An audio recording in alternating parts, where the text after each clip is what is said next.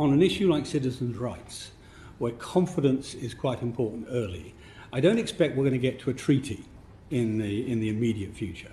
But what I would hope we would get to is a very substantive heads of agreement, quite detailed heads of agreement, which we can, as it were, initial and say that's what we want at the end game. That I think will give people a degree of confidence in their own lives, really. Now, in terms of the areas of difference, the first area of difference you refer to is the European Court. We don't see a need for European Court jurisdiction. Indeed, it would be unique, actually, such jurisdiction, extraterritorial jurisdiction on this, other than rather limited operations in Ukraine, and this country is not Ukraine. We don't see a need for it, and actually quite a few of the member states don't see a need for it. What they do want is some guarantee that it's going to be sustained, that the rights we're giving are going to be sustained, that no future British government could change its mind. Right? We understand that. I mean, firstly, of course, it will be an act of Parliament. It won't be some fiat. It will be an act of Parliament, which will be enforced by the British courts with their normal vigour. And I know that they're pretty good at that. But we'll also be backed up by a treaty. And therefore we will be subject to international law, not European law, but international law, in maintaining the rights. So that's where we are. One or two countries, Lithuania, which has a vast proportion of its population in this country, said it didn't see a problem over the European Court issue.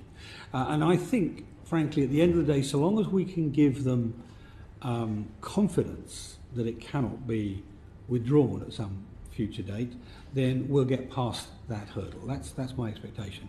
I could be picky and say, well, okay, we're also at our million citizens are at the behest of the Europeans on this. But actually, I don't believe they're going to reverse it either. I just think we need to give everybody confidence.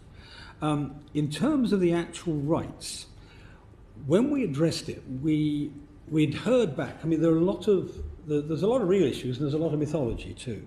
And you'd hear about somebody who'd been deported. It turned out to be a security issue, but it looked like you were just treating individuals badly.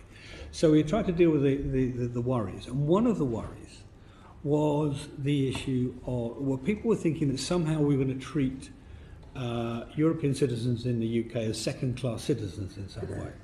So what we tried to do was to make this as close to British citizenship, without the general election vote, for which you have to be a citizen, but without that, in every other respect. So in terms of employment rights, economic rights, welfare rights, health rights, education rights, pension rights, all of these will be the same.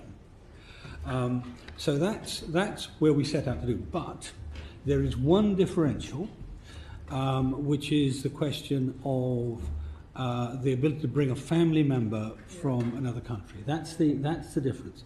Now, at the moment, we don't have that right for British citizens, so we agonised over this and thought, well, actually, it wouldn't be right to give 3 million people rights that British citizens haven't got, as you wouldn't, if they were in Australia or in America or Canada or somewhere.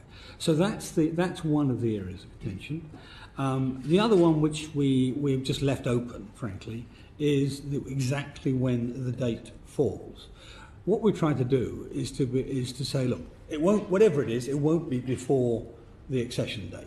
It's not the accession date, the Article 50 date, opposite of accession date, because that gave people 9 months or so after the referendum results, so they would know that it was coming.